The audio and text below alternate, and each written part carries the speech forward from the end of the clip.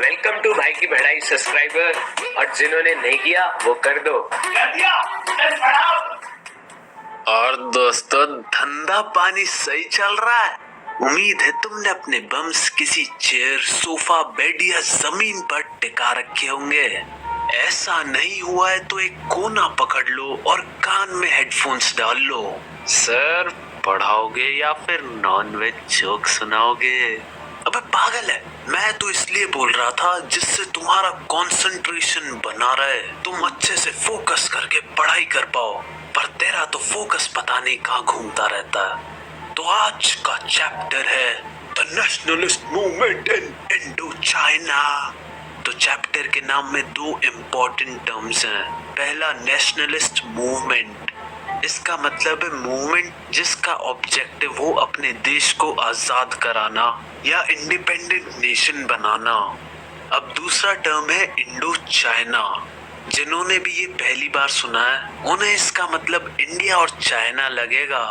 पर फिर तुम सोचोगे कि इंडिया और चाइना साथ मिलकर आजादी के लिए कब लड़े? तो भाई मैं बता दूं, इंडो चाइना में 3 कंट्रीज आती हैं, वियतनाम, कंबोडिया और लाओ। इधर एस साइलेंट है, लाओ। अब तो आजादी भी मिल गई इन्हें, पता नहीं अब क्या चाहिए इन्हें। तो इस चैप्टर में हम मेनली वियतनाम की बात करेंगे कि कैसे उसे इंडिपेंडेंस मिली। तो कहानी शुरू करते हैं पुराने समय से। वियतनाम चाइनीज एम्पायर के अंडर आता था, इसलिए जब वियतनाम इंडिपेंडेंट हुआ तो वियतनामीज कल्चर पर चाइना का बहुत इन्फ्लुएंस था। तो तुम ये जान के खुश हो सकते हो कि चैप्टर का पहला पार्ट बहुत ही इजी है। क्वेश्चन है, in what ways Vietnamese culture was influenced by China. और फर्स्ट पॉइंट है, वियतनाम को इंडिपेंडेंस मिलने के बाद भी वो चाइनीज सिस्टम ऑफ गवर्नमेंट को फॉलो करता था। सेकंड पॉइंट, जो चाइनीज लैंग्वेज थी वो एजुकेटेड वियतनामीज की लैंग्वेज बन चुकी थी। ऐसा ही कुछ तुम इंडिया में भी देख सकते हो।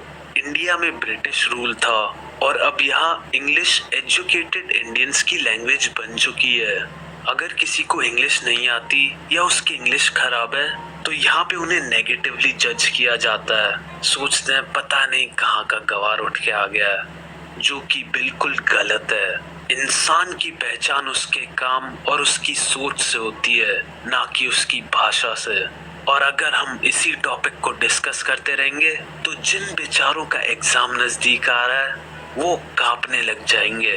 तो मैं अपने पर्सनल व्यूज को अपने पास रखता हूँ और नेक्स्ट पॉइंट पे पहुंचते हैं। कॉन्फ्यूजनिज्म, जो एक चाइनीज रिलीजन था, उसकी वियतनाम में बहुत इम्पोर्टेंस थी। तो ये तो हो गई इंडिपेंडेंस की बाद की बातें। सब कुछ ठीक ठाक चल रहा था कि 1858 में वियतनाम में फ्रेंच ट्रूप्स आती है और मिड 1880s तक नॉर्दर्न रीजन पर अपनी अच्छी खासी पकड़ बना लेती है। तुम्हें याद होना चाहिए कि फ्रेंच ट्रूप्स वियतनाम कब आए थे। जो मैं आगे बताऊंगा वो इस क्वेश्चन का आंसर है कि फ्रेंच ने उधर अपना कंट्रोल कैसे इस्टेब्लिश किया। तो सुनो, 1887 में फ्रांसो चाइनीज वॉर हुआ और फिर फ्रेंच ने टोनकिन और अन्नाम नाम की जगहों पर कब्जा कर लिया और फ्रेंच इंडो चाइना फॉर्म हो गया। फिर फ्रेंच अपनी पावर्स और बढ़ाने लगी और वियतनामीज कल्चर को चेंज करने की कोशिश करने लगी। बढ़ती फ्रेंच डोमिनेंस पर वहां के एक फेमस ब्लाइंड पोएट नंगुयेन डिन चियो ने बोला, I would rather face eternal darkness than see the face of traitors। तो ये अंधा बोल रहा है कि इसे धोखेबाजों की शक्लें नहीं देखनी। ये अभी तक का बेस्ट जोक था जो मैंने हिस्ट्री बुक में पढ़ा। खैर, फ्रेंच का मानना था कि कॉलोनीज होना जरूरी है। पहले तुम कॉलोनी का मतलब समझो। कॉलोनी मतलब वो कंट्री जिस पर किसी दूसरी कंट्री का राज हो, यानी वियतनाम एक फ्रेंच कॉलोनी बन चुकी थी। पर क्वेश्चन ये आ सकता है कि why did French think that colonies are necessary. तो जवाब सुनो। फर्स्ट पॉइंट, कॉलोनीज इसलिए जरूरी मानी जाती थी जिससे नेचुरल रिसोर्सेज और बाकी जरूरी गुड्स की सप्लाई करी जा सके। यानी फ्रेंच वियतनाम की नेचुरल रिसोर्सेज की सप्लाई फ्रांस में अवेलेबल कराना चाहते थे।